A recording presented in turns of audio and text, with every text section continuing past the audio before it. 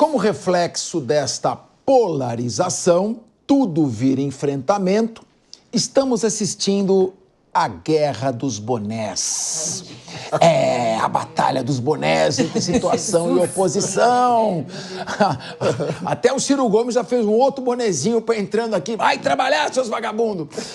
Mota acabou e falou também sobre a Guerra dos Bonés. Guerra que é travada entre governistas e oposição. O mundo está em guerra. Oriente Médio, Rússia, Ucrânia, nós temos a nossa guerra também. Mota disse que a batalha dos bonés, vai contra o ritual do exercício do mandato e que vai prezar para que isto não volte a acontecer. Tem uma coisa que chama decoro parlamentar, não é isso? Além de cobrar código de postura dentro do plenário.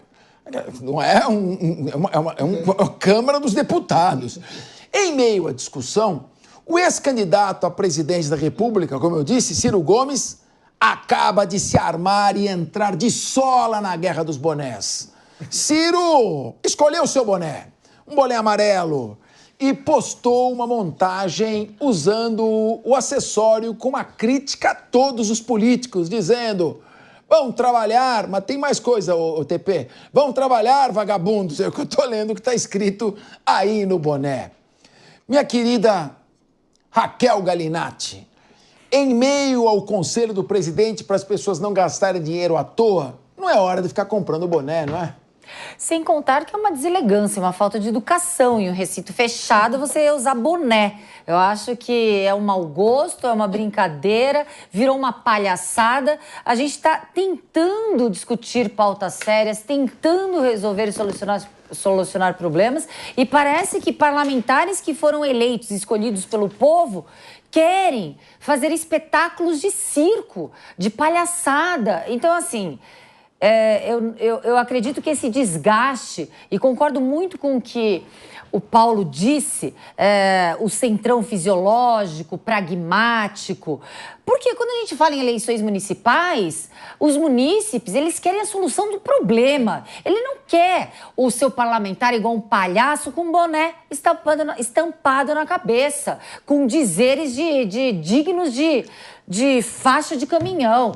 Então, assim, eu percebo que a população também já está insatisfeita, já não está mais achando graça daqueles parlamentares que nada resolvem e acham que a sua função é jogar para a plateia e fazer esse tipo de falta de respeito com o voto que foi honrado a eles.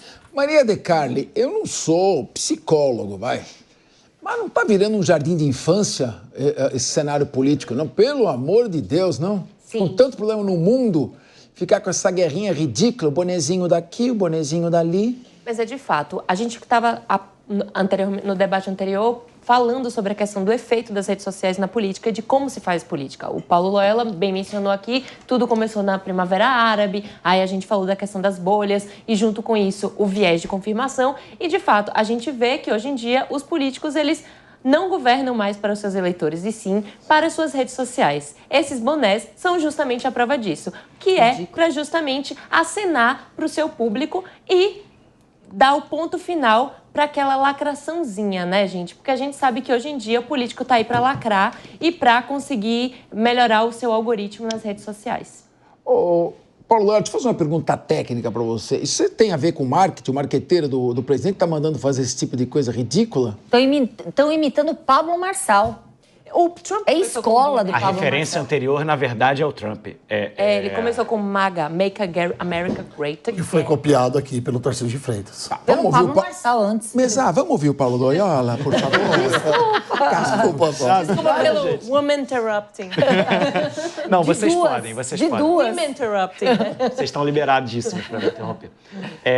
Mas aqui, tecnicamente, e repara, eu não vou entrar no mérito do é ridículo, não é ridículo, vou tentar me ater à questão sob o ponto de vista exclusivamente da comunicação. Tem um mérito muito próprio do boné. Qual é ele? A gente está discutindo ele agora. Reparem, o governo tem muita dificuldade, e nesse sentido é um avanço, o fato de conseguir pautar algumas questões. E a pauta do boné é o que a gente chama dentro ali da comunicação, dentro do conceito de mensagem-chave, que ela é forte, que ela é direta, ela fala por si só, ela é curta e ela tem a possibilidade de colocar como guarda-chuva embaixo dela uma série de ações que o governo tem dificuldade de juntar as coisas. Se você pega o governo Lula 1 e 2, você tinha ali como grande marca o combate à fome. O governo Lula 3 não tem uma marca. Tem muita dificuldade em impor sua marca. O próprio Rodolfo já falou aqui de programas que foram elogiados pelo Hugo Mota, o Pé de Meia, Minha Casa Minha Vida, que na verdade é um programa do governo anterior, o Pé de Meia é o novo, que não trazem muita novidade para o eleitorado, apesar de ser um ótimo programa. Não estou de forma alguma aqui desqualificando o Pé de Meia, pelo contrário. Agora, o que a gente tem que olhar é a capacidade dessa questão do boné, inclusive no sentido semiótico, de pautar a discussão.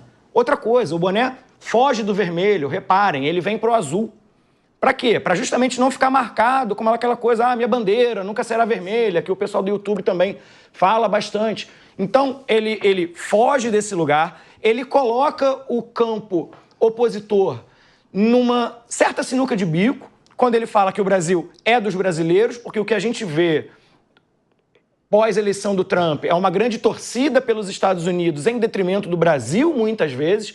Então, tem um ataque do governo nesse sentido. O boné é algo que, se você dá uma câmera, tira um zoom, você vê quantas pessoas estão usando. Se alguém está dando uma entrevista, você não tem como fugir do boné, você tem que focar na cara da pessoa e você vai ler o boné. Então, tem uma série de qualificações nessa questão do boné que passam batido nessa discussão, que, repito, falando sobre o ponto de vista da comunicação, é uma maneira muito simples de apresentar a sua ideia e que é muito tranquila de ser entendida pelo público. E é por isso que tanta gente vem usando. Muito bem. Tá aí a palavra de um profissional, então sou obrigado, porque eu me rendo sempre ao campo profissional, a dar os parabéns à comunicação, que foi uma grande sacada. Agora, Rodolfo Marins, se a grande sacada é criar boné para falar de outra coisa, é porque tá indo mal o governo, então, né? Olha, eu sou do marketing também, e eu adorei aqui a narrativa do Paulo Loyola, dizendo sobre semiótica e o que aquele boné azul, com aquela escrita quer dizer. Mas existe uma outra frase também que o marqueteiro, as pessoas da publicidade usam, que é nada se cria, tudo se copia. E aquilo que te ofende acaba te revelando. Ou seja, o Brasil ficou ofendido, o governo brasileiro ficou ofendido com a posição de Donald Trump. E qual foi a solução dada pelo marketing do governo? Vamos criar um boné azul, fugindo da nossa cor natural, e vamos colocar que o Brasil é dos brasileiros. Ora, ofendidinhos que colocaram aí um boné e a sua frase. Existem várias questões no Brasil que deveriam ser colocadas no boné, por exemplo, menos inflação e algo desse tipo, que poderia chamar muito mais atenção para os problemas aqui do Brasil do que se preocupar com a política americana e com o Donald Trump. O marketing não age dessa forma. Existem 1000 coisas que o marketing poderia fazer aqui a favor do Brasil e colocar ali no seu boné.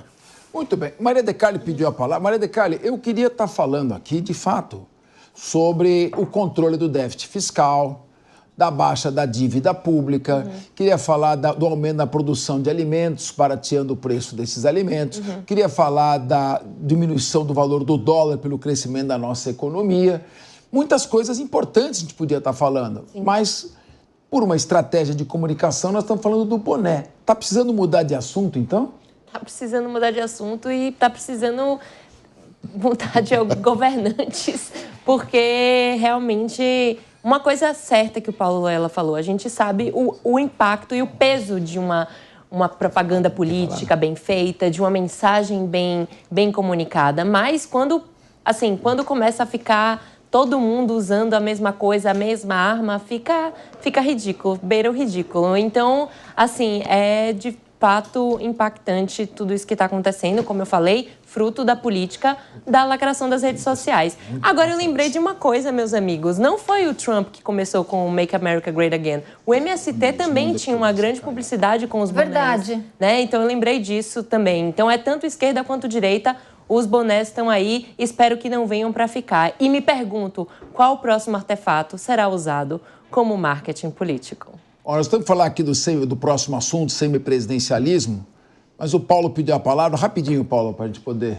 Uma coisa muito importante, eu queria mandar um beijo para minha mãe, que está me assistindo hoje. Então, beijo. Agora, eu também queria trazer... Eu ia perguntar eu também queria trazer... Olha a cara do Cabeça. Guarda, por favor, para a cara do Cabeça, por gentileza. Ele parou o programa, uma coisa muito séria. Eu ia... Não, mas eu quero... Oi? Sua mãe, como chama? Nancy. Dona Nancy, um beijo para a senhora, parabéns pelo seu filho, ele é muito inteligente, muito querido aqui por nós, por Tem que favor. trazer um boné. Kisses to Nancy. Agora, só para complementar isso, o que eu somaria a essa fala de vocês, e que me parece uma questão para a gente analisar no sentido do marketing político, é que não adianta querer que exista, do ponto de vista do marketing, uma bala de prata. Não vai existir bala de prata. Não é um slogan que vai resolver... Agora, isso não quer dizer que não tenha méritos. Não existe bala de prata. Eu vejo muitos analistas errando nesse lugar, que queriam que o boné resolvesse todos os problemas do Brasil. Ele não vai resolver. É isso aí. A bala de prata é melhorar a administração do país.